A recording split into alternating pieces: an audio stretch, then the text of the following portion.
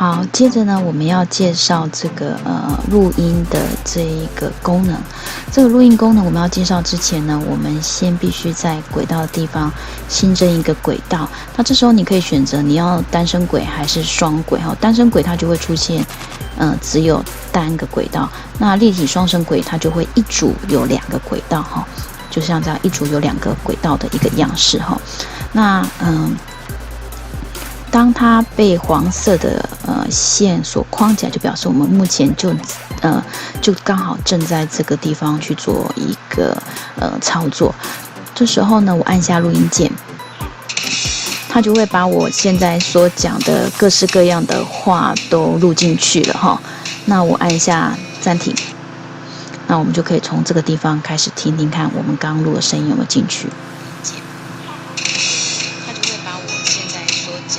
各式各样的话都录进去了哈，那我按下暂停。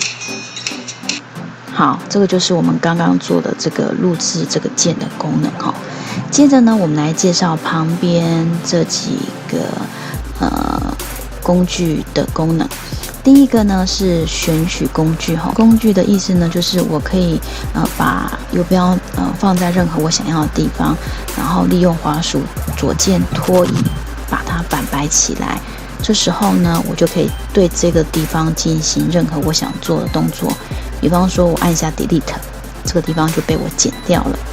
或者是我把这个地方我要进行特殊的效果处理，比方说进行淡录的动作，它这时候呢，音乐就会有一个淡录的一个效果。所以你要去想想看，就是说你要用这一段做什么的时候，你就要用选取的这个键来进行执行，以便标示出你想要哪一个区域哈。那第二个呢是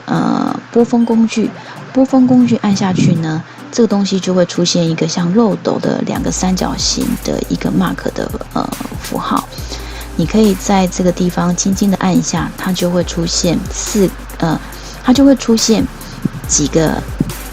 小点。那这时候呢，你就可以做一个调控这个声音大小的一个动作。好，如果我这边要跟它不一样，我这边再轻轻的点一下，这边呢要跟它不一样，再轻轻点一下。我要让它有比较明显的一个差距的时候呢，我在这边再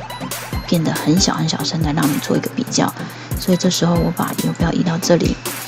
那让你听听看，这个拨风工具呢，去控制这个声音的一个大小的时候呢，是可以做到这样的一个状态的哈。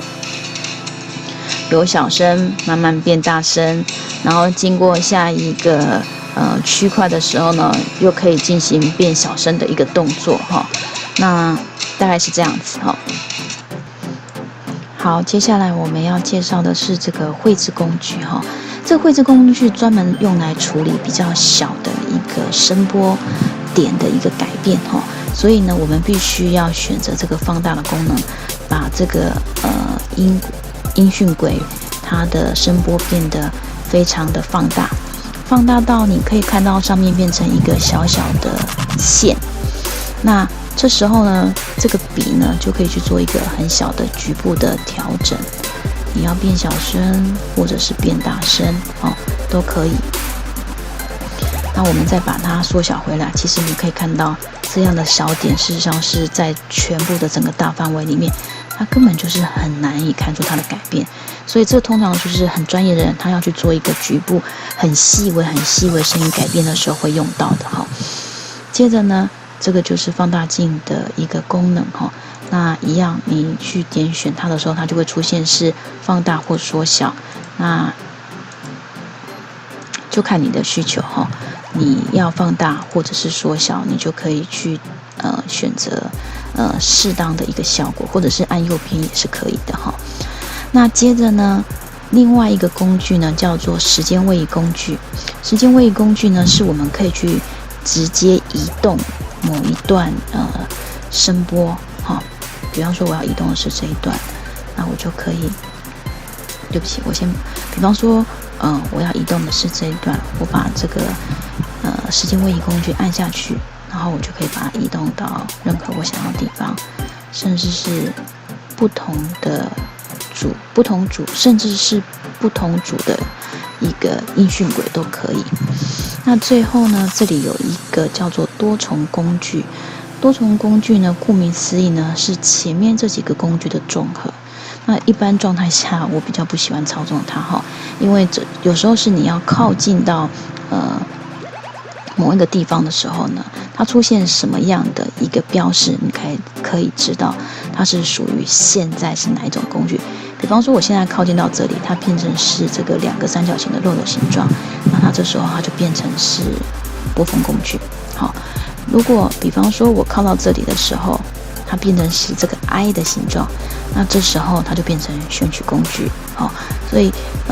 它的功能事实上就是前面这几个功能的一个综合。